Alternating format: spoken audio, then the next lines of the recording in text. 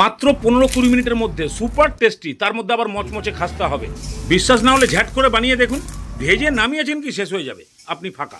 তাহলে ময়দাটা একটু বেশি করে নিয়ে নিন, মোটামুটি 300-400। তার মধ্যে অল্প অল্প করে জোয়ান আর কালো জিরে দুটোকেই একটু রগড়ে দিয়ে দিন।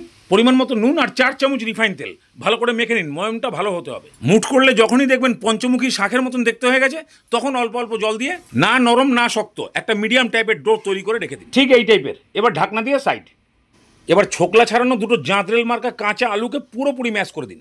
তারপরে একে জল দিয়ে ধুয়ে ভালো করে নিংড়িয়ে একটা বাটিতে রাখুন। পুরো আলুটা নিংড়িয়ে তোলার পর তারপরে এইগুলো পেঁয়াজ কুচি, কাঁচা লঙ্কা কুচি, চিলি ফ্লেক্স, গোলমরিচের গুঁড়ো, জিরে গুঁড়ো আর গ্রেট করা আদা সবগুলোকে ঢেলে একদম ভালো করে মাখিয়ে দিন। নুন একদম না, নুন দিলেই সব কেঁদে ভাসিয়ে দেবে। এবার সেই ময়দার থেকে পরোটা সাইজের লেচি কেটে একটু পাতলা করে বেলে দিন। এইবার সেই আলুর পুরের মধ্যে নুন দেওয়ার পালা। তো পরিমাণ মতো নুন আর একটা ডিম ফাটিয়ে ভালো করে এটাকে মাখিয়ে দিন। ওখান থেকে 1 চামচ মতো আলুর পুর নিয়ে ওই টেরা বেঁকা মার্কা পরোটার বুকের উপরে লম্বালম্বি ছড়িয়ে দিয়ে 1 আঙ্গুলে জল নিয়ে তলার দিকটা একটু লাগিয়ে, তারপরেই দুটো সাইড অল্প অল্প করে ফোল্ড করে দিয়ে মাদুরের মতন মাথা থেকে পা পর্যন্ত গুটিয়ে দিন। রোল তৈরি।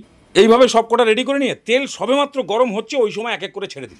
একদম লো ফ্লেমে এগুলোকে ভাজুন। খাস্তা হবে, মচমচে হবে, একদম ভেতর পর্যন্ত সেদ্ধ হবে। বাস পুরো বডিতে ঠিকঠাক কালার চলে আসলে এবার নামিয়ে সামান্য ঠান্ডা করে ভেঙে ভুঙে খান। ওহ, ওপরে খাস্তা, ভেতরে মুলায়ম, তার উপর আবার ডিমের ফ্লেভার পাবেন। রুটি তরকারি খেতে অভক্তি লাগলে তখন এটা বানিয়ে খাবেন। Super test.